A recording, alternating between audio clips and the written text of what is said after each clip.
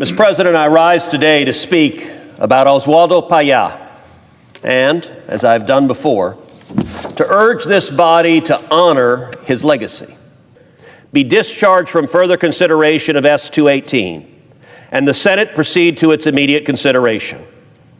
I further ask that the bill be considered read a third time and passed, and that the motion to reconsider be considered made and laid upon the table. It is under these principles and ideals, Mr. President, that I object, and it's with a sincere heart that I offer my colleague the willingness to work with him on other ways we might be able to bestow an honor on this extraordinary hero.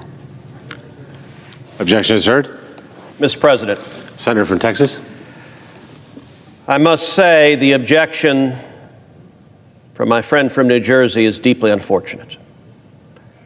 In the U.S. Senate, Republican Senator Ted Cruz urged his colleagues to pass a bipartisan bill renaming the street in front of the Cuban embassy Oswaldo Payá Way, honoring the Cuban dissident who was killed for challenging the communist regime.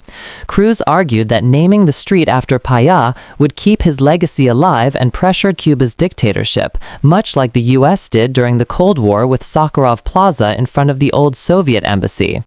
Democratic Senator Cory Booker objected, not against honoring Payá, but in defense of Washington, D.C.'s right to self-governance.